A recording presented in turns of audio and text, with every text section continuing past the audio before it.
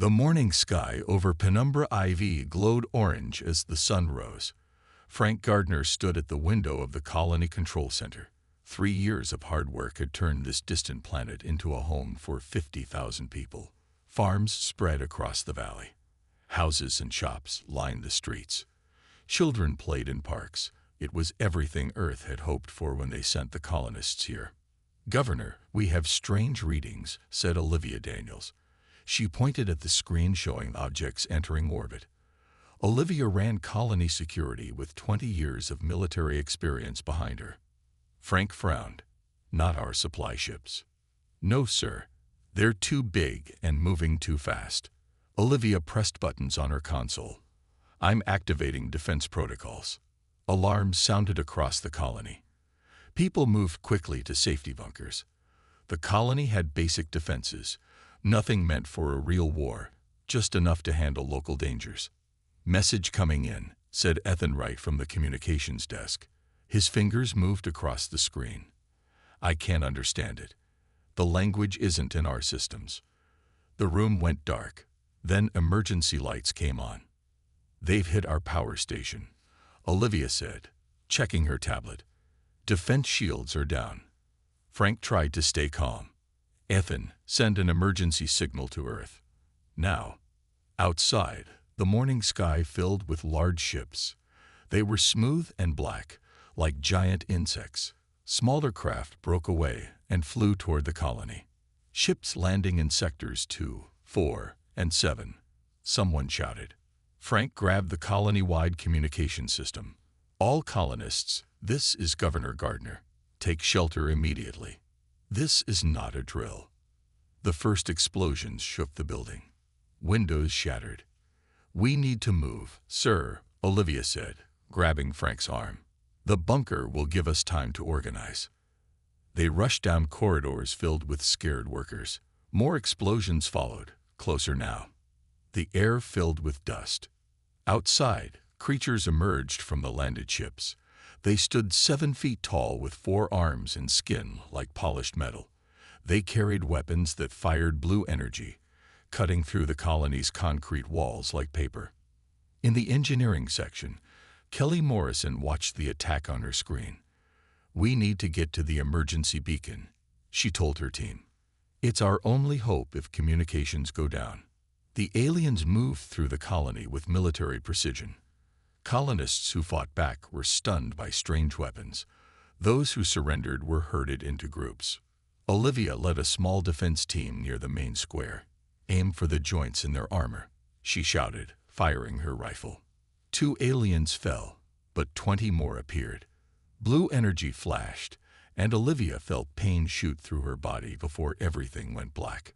Frank made it to the main bunker with a group of colony leaders. "Status report," he demanded. "They've taken the east side completely," someone said. "West side is fighting back, but losing ground." "The beacon," Frank said suddenly. "Did anyone activate the long-range emergency beacon?" On the colony edge, Kelly and Ethan ran with 5 others toward the backup communication station. Alien ships flew overhead, but hadn't spotted them yet.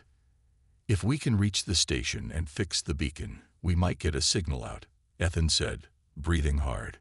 They reached the small building and barricaded the door. Kelly examined the emergency beacon, an old but reliable system designed to send distress calls across vast distances. "It's damaged, but I can fix it," she said, opening its panels. "It'll take time." "We don't have time," someone said, pointing at the screen showing aliens approaching. Meanwhile, in orbit above Penumbra IV, the largest alien ship opened. A shuttle descended toward the colony's central plaza, now secured by alien forces. The colony's main buildings burned. Captured humans knelt in rows, guarded by armed aliens. From the shuttle emerged Overlord Dex, Supreme Commander of the Krazoth Empire's expansion forces. He surveyed the conquered human settlement with 6 yellow eyes. "These humans," he said to his lieutenant in their clicking language. "Their bodies are strong. Their minds are adaptable. They will make excellent slaves for the Empire." He walked among the kneeling colonists, studying them. "Begin processing.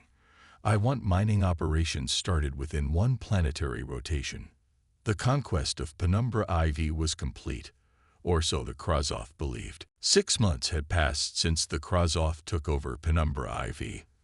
The once proud human colony now served as a giant mining operation. Deep pits scared the landscape where buildings and parks once stood.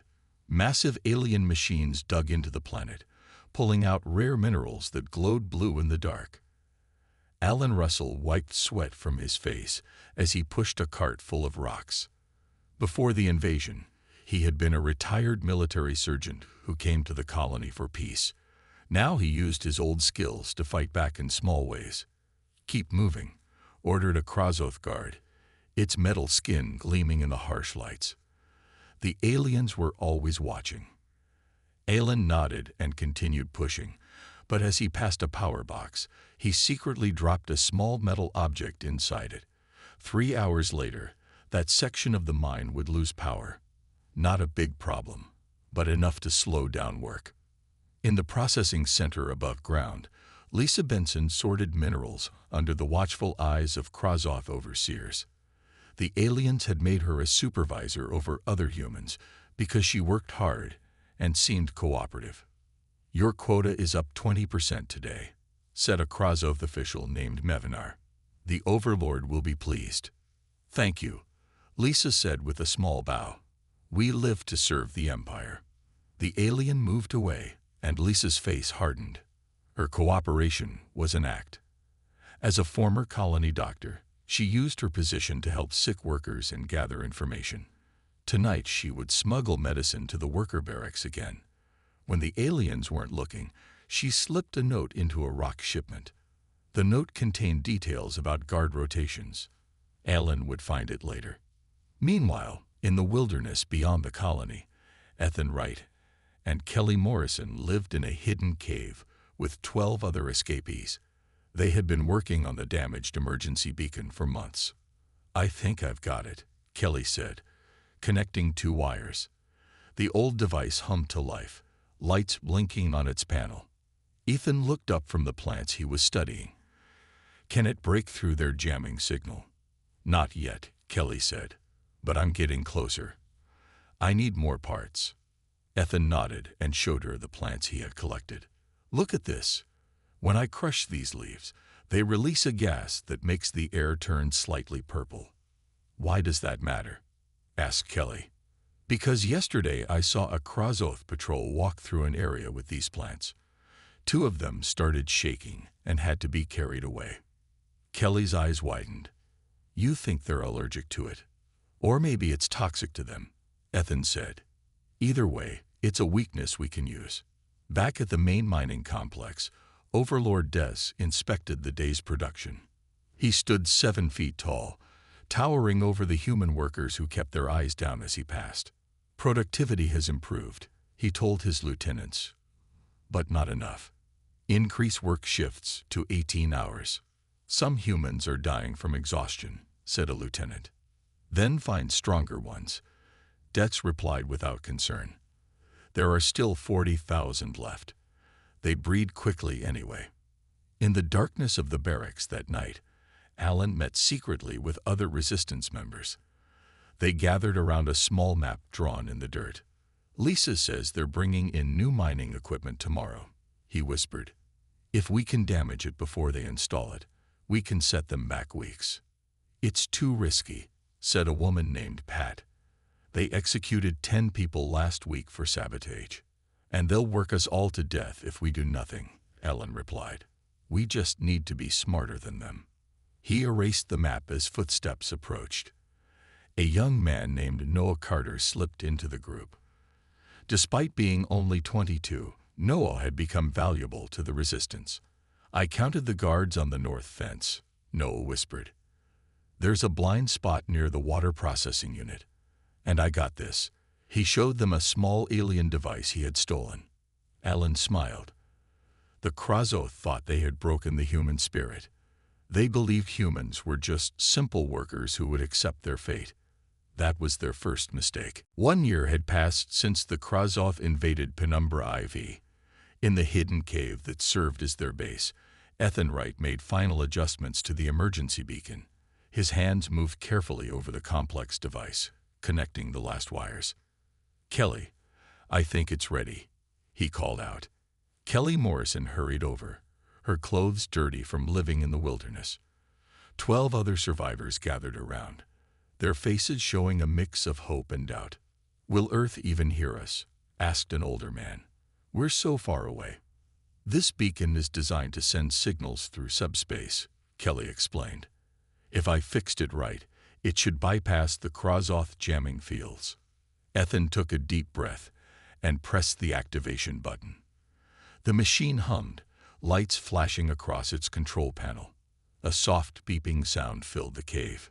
"It's working," Ethan whispered. "It's sending our message." The beacon transmitted continuously for 3 days. On the 4th day, it received a response. The survivors crowded around as Ethan decoded the message. "It's from Earth Command," he said, his voice shaking. "They received our distress call. They're sending a rescue fleet." Cheers filled the cave until Kelly raised her hand. "Wait. How long will it take them to reach us?" Ethan's face fell as he read the rest of the message. 2 years. The fleet will take 2 years to reach Penumbra IV. Silence followed. 2 more years of hiding. 2 more years of slavery for their friends and families in the Krazoth work camps. "We can't just wait," Kelly said firmly. "We need to fight back now." In the main mining complex, life grew harder for the enslaved colonists. The Krazoth pushed them to work faster, punishing anyone who fell behind. Despite this, production numbers kept dropping. Overlord Dex paced angrily in his command center. "Why are the mines producing less? We increased work hours and punishments." His lieutenant displayed charts on a large screen. "Strange equipment failures keep happening. Machinery breaks down. Power systems fail. Find who is responsible and execute them publicly," Dex ordered. The lieutenant hesitated. "We've executed 28 humans already. It hasn't stopped the problems." Dex slammed his 4 arms down on the table. "These humans are just simple labor animals. They cannot outsmart us." In the worker barracks, Alan Russell met with his growing resistance group. What had started with 5 people now included over 50 trusted members. "The sabotage is working," he told them quietly. "The Krazoth are confused and angry." Lisa Benson nodded. "They don't understand why punishments aren't working. They think fear controls everything."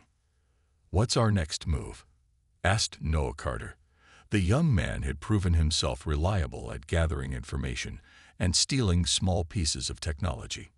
"We need to send a message to all colonists," Alan said. "Something to give them hope." In another part of the complex, Olivia Daniels worked as a translator for the Krazoth. After her capture during the invasion, the aliens discovered her knowledge of languages and forced her to help them communicate with the humans. Olivia hated her job but used it to learn about the aliens. Today, she translated as a Krazoth scientist explained a new experiment to Dex. The subject showed unusual resistance to control methods, the scientist said, pointing at a screen showing a human in a test chamber. With horror, Olivia realized they were talking about Noah Carter. He had been captured during a mission last week, but hadn't revealed any information about the resistance. "His brain patterns are different," the scientist continued. "Most humans break under pain or fear, but this one does not." Dex studied the screens. "Is this trait common in humans?" "Unknown. We need more test subjects." That night, Olivia managed to send a coded message to Lisa about Noah's situation. The resistance had to act quickly to save him. In their hidden cave, Ethan and Kelly prepared to leave. "We need to make contact with Alan's group," Kelly said as she packed supplies. "With the beacon working, it's time to join forces." They looked at the small plants they had been growing, the same ones that affected Krazoth biology. They now had enough to use as a weapon. The humans of Penumbra IV were done being victims. The real resistance was about to begin. 18 months had passed since the Krazoth invasion. Kelly Morrison adjusted her stolen alien uniform and walked confidently through the research facility. Her heart beat fast, but her face remained calm.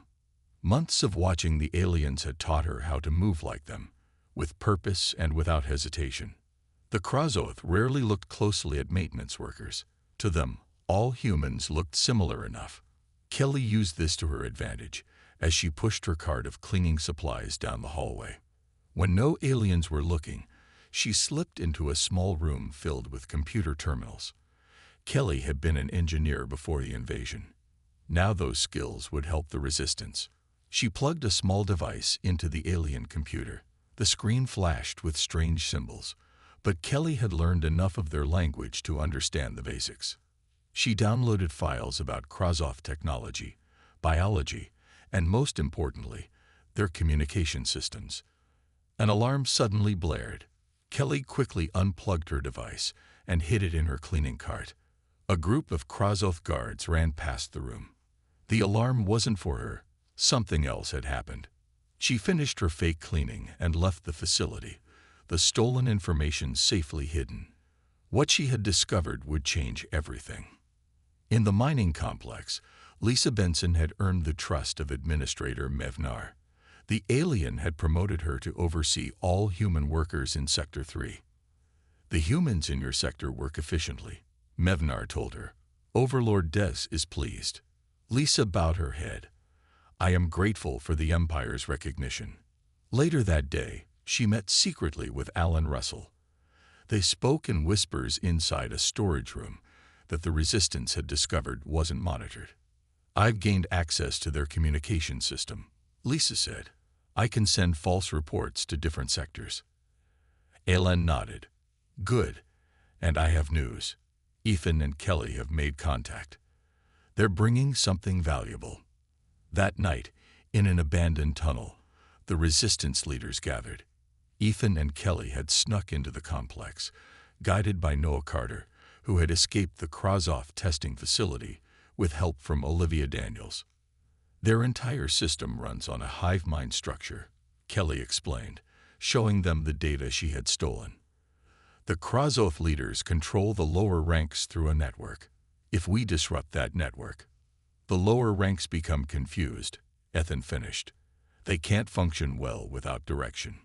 Noah pulled out small metal components he had stolen during his escape. I grabbed these from the lab. Not sure what they are, but they looked important. Ethan examined them. These are communication nodes. With these, we might be able to build our own device to interfere with their network. Olivia, who had risked everything to join the meeting, added, the Krazoth are planning to bring more slaves from another conquered world. They think humans are the most productive workers they found.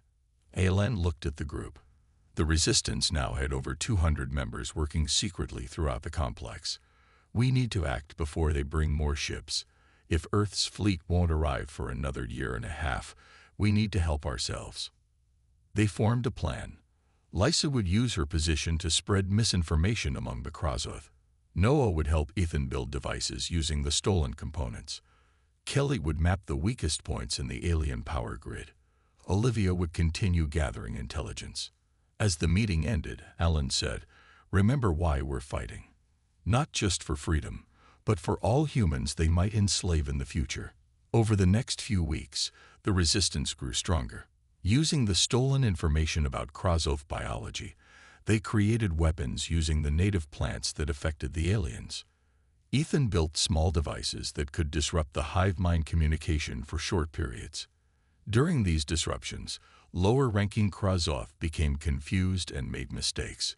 Lisa planted false information that made the aliens send guards to empty tunnels, leaving other areas unprotected. In his command center, Overlord Dex sensed something was wrong. Production numbers were falling again. Equipment failures increased. Guards reported seeing shadows and hearing noises in empty tunnels. The humans are planning something, he told his commanders.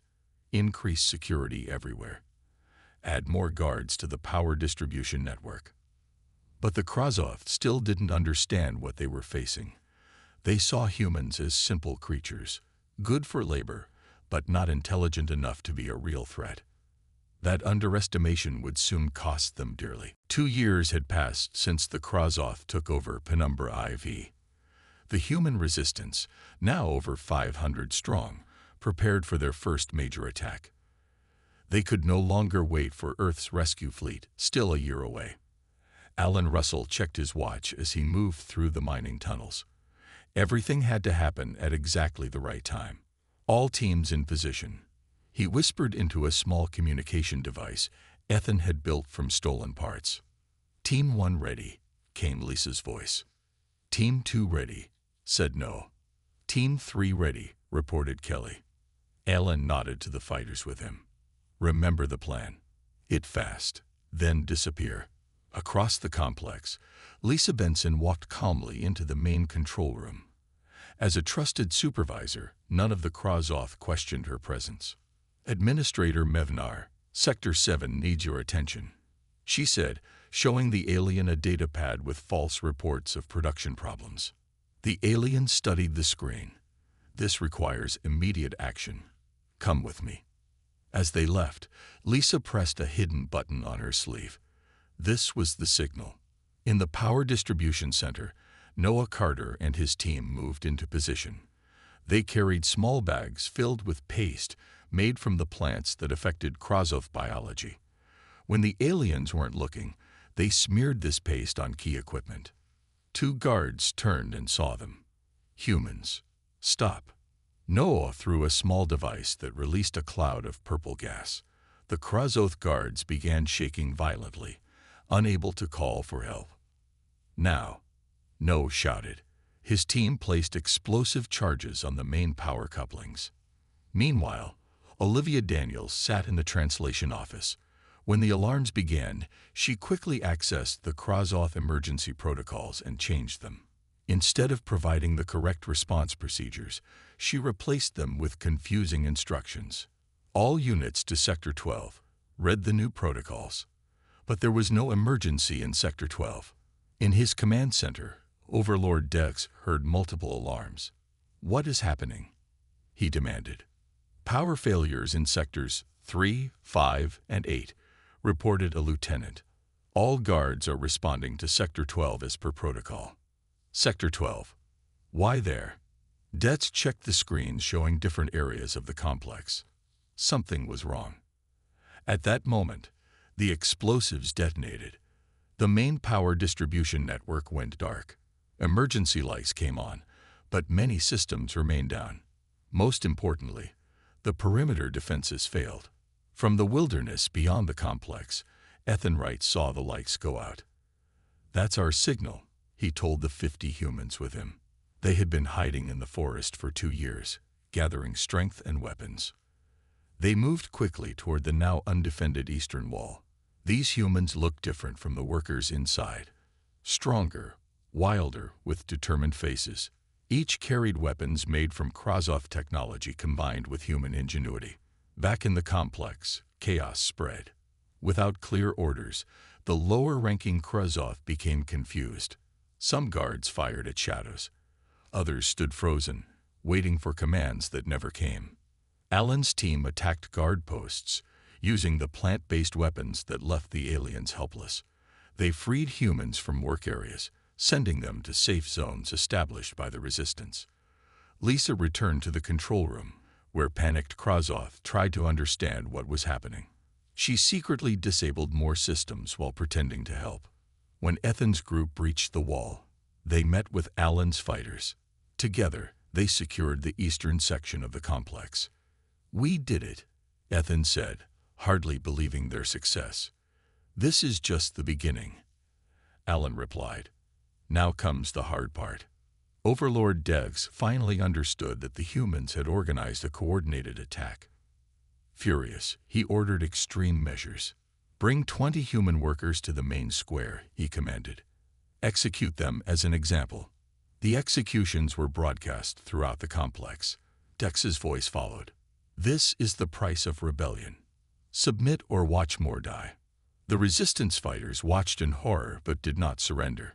Instead, their resolve hardened. Now they'll see what happens when you push humans too far, Alan said, his voice cold with determination. We're not just fighting for freedom anymore. We're fighting for justice. The first battle had been won, but the war for Penumbra IV had just begun. 6 months had passed since the first major strike against the Krazoth. The human resistance now controlled several sectors of the mining complex. What had started as small acts of sabotage had grown into a full-scale war for Penumbra IV. In a makeshift lab, Kelly Morrison worked with a team of scientists who had been miners just months ago. They crushed leaves from the native plants and mixed them with other chemicals. "This batch is stronger," Kelly said, carefully pouring the purple liquid into small glass containers. "It will affect the Krazoth even through their protective gear." The humans had learned much about their enemy. The Krazoth weren't just physically different from humans. Their minds worked differently too. They thought as a group, always connected to each other through their hive mind network. When cut off from this connection, they became confused and vulnerable. Alan Russell studied a map of the colony with his lieutenants. Red marks showed areas still under Krazoth control. Blue marks showed liberated zones. "We've taken the outer processing plants and 3 mining shafts," he said, "but they still hold the main control center and the prison complex." Noah Carter pointed to a building marked in green. "Our scouts report Governor Gardner is being held here, in isolation. The Krazoth keep him separate from other prisoners." Alan nodded. "They know he's our leader. As long as they have him, they think they have an advantage." "Then we need to get him back," said a voice from the doorway.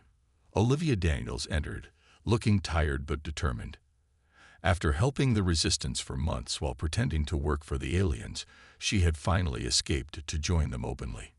"I have the guard rotations for the prison complex," she said, placing a datapad on the table. "And something else. The Krazoth are calling for reinforcements." This news silenced the room. They knew the Krazoth Empire was vast, with thousands of ships and millions of soldiers. "Can they send a message?" Alan asked. "They're trying to repair the long-range communication array," Olivia explained. "The one we damaged during the first attack. It's almost operational again." Lisa Benson, who had maintained her cover as a supervisor until recently, studied the information. "If they call for help, we'll face a whole fleet instead of just this garrison. Then we have 2 missions," Alan decided. "Damage the communication array again and rescue the governor." The room filled with voices as they planned the operations. Over months of fighting, the humans had developed effective tactics against the Krazoth. They used the aliens' own technology against them, combined with their knowledge of the colony they had built. The next day, explosions rocked the western section of the complex. Krazoth guards rushed to respond, leaving other areas with minimal security. While the aliens focused on the western attack, Olivia led a small team toward the prison complex. They moved through maintenance tunnels that the Krazoth, with their larger bodies, rarely used. Using the plant-based weapons, they quickly neutralized the few guards they encountered. The purple gas left the aliens paralyzed but alive.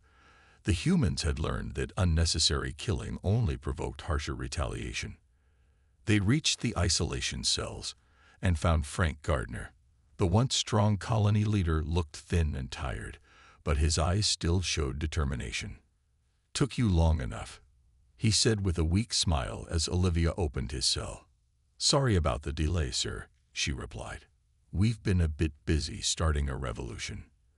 As they helped him through the tunnels, Olivia explained everything that had happened, how the resistance had grown, how they had discovered the Krazoth weaknesses, and how they had liberated large parts of the complex. Meanwhile, a second team led by Ethan Wright reached the communication array. They planted explosives at key points, then quickly retreated.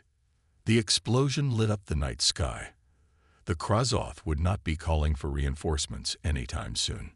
Overlord Des raged in his command center.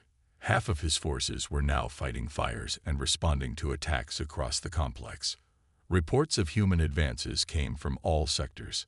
"How can this be happening?" he demanded. "They are just primitive slaves." His lieutenant hesitated before answering. "We may have underestimated them, Overlord. For the first time, Dets felt something new: doubt. These humans were unlike any species the Krazoth had conquered before. They adapted, they learned, and they never stopped fighting. The tide was turning on Penumbra IV. 3 years had passed since the Krazoth invasion. The sky above Penumbra IV filled with bright flashes as Earth's response fleet arrived. 12 warships entered orbit, facing the remaining Krazoth vessels. On the lead ship, Admiral Diane Crawford watched the tactical display. "Status report," she ordered. 7 Krazoth ships in orbit, Admiral, her officer replied. "They're moving to defensive positions." Diane had expected to find a conquered colony, but the situation was far different. For the past month, as they approached Penumbra IV, they had received regular updates from the Resistance. The colonists had already retaken half their territory. "Open a channel to Governor Gardner," she ordered. On the planet below, Frank Gardner stood in the Resistance headquarters. 3 months since his rescue, he had regained his strength and now led alongside Alan Russell and the others. "Admiral Crawford, welcome to Penumbra IV," Frank said when the communication connected. "You're right on time for the final push." Diane smiled. "We expected to find victims to rescue. Instead, we found fighters." "Send your forces to these coordinates," Frank replied, transmitting a battle plan. "We'll handle the ground assault while you take care of their ships." In his command center, Overlord Des received reports of the Earth fleet's arrival. Half of the mining complex was already lost to the humans. His forces were stretched thin, fighting an enemy that seemed to grow stronger each day. "We must hold the main control center at all costs," he told his commanders. "Send all available units to defend it." The final battle for Penumbra IV began at dawn. From orbit, Earth's fleet engaged the Krazoth ships. On the ground, the Resistance launched a coordinated attack on all fronts. Ethan and Kelly led teams equipped with devices that disrupted the Krazoth hive mind.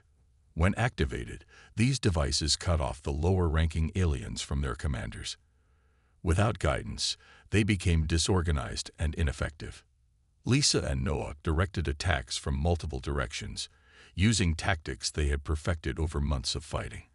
The Krazoth had superior technology, but the humans knew the terrain and fought with determination that the aliens couldn't match.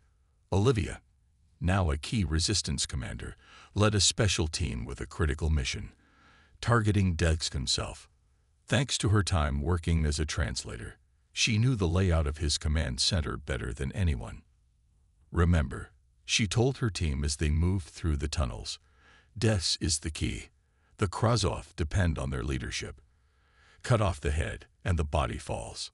From orbit, Admiral Crawford watched the battle unfold.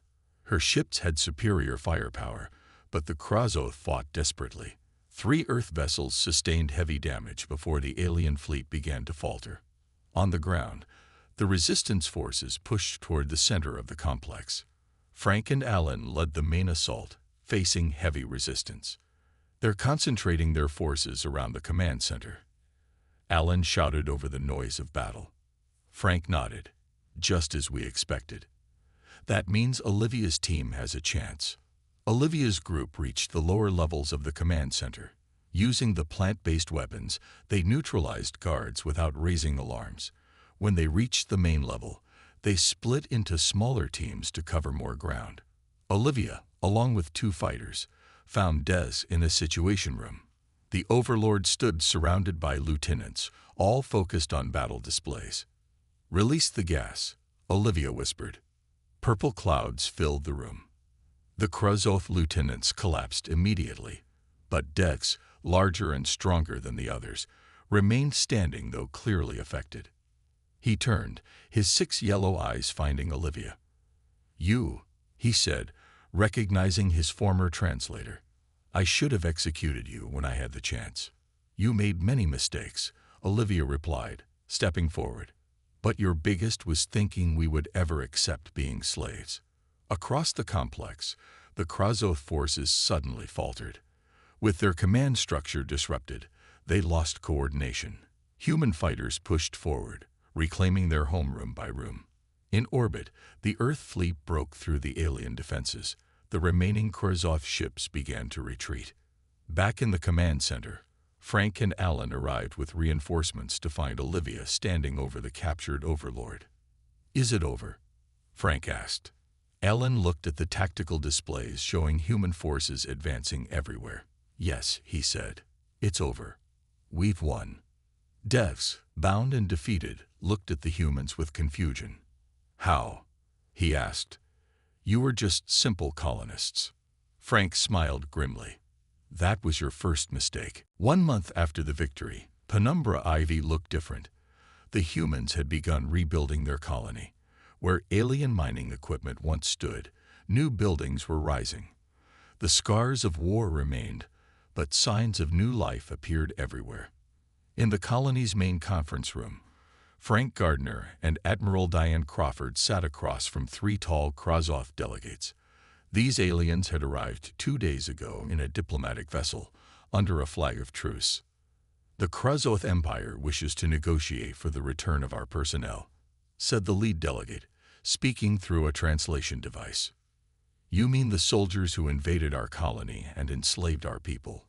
Frank asked calmly. The delegate shifted uncomfortably. "The Empire recognizes that mistakes were made on Penumbra IV." Diane placed a data pad on the table. "These aren't mistakes. These are war crimes." The pad displayed images of labor camps, execution sites, and human test subjects. The delegates had no response to this. They had come expecting to intimidate the humans with talk of the Empire's vast power. Instead, they found a species that showed no fear.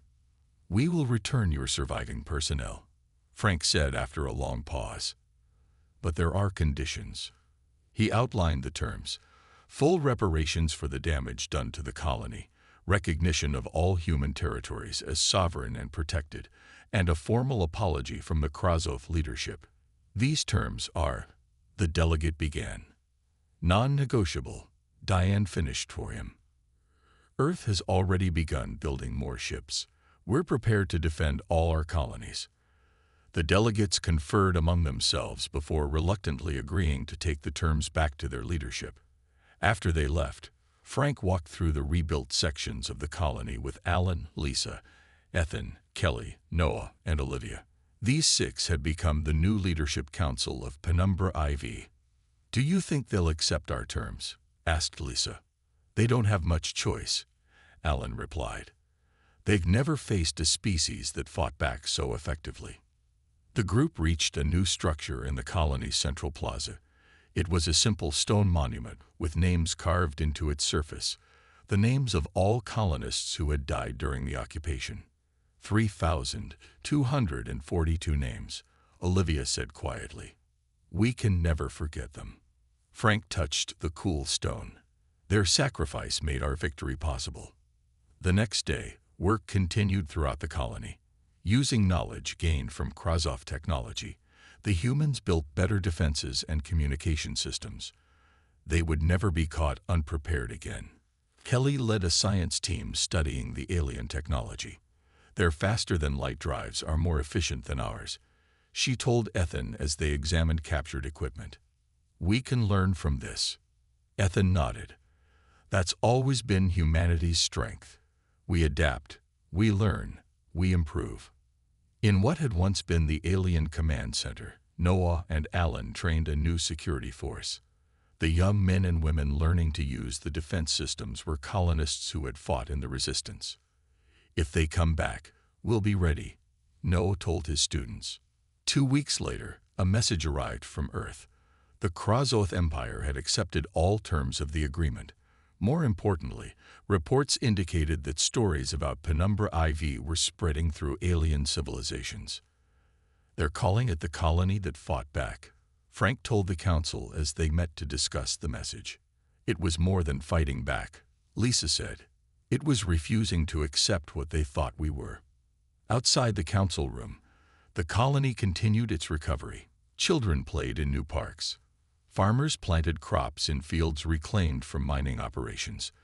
The daily life that had been interrupted 3 years ago slowly returned. At the edge of the colony, a new sign stood next to the monument. Workers had just finished installing it that morning. Written in both human and Krasov languages, it read, "On this world, humans were enslaved.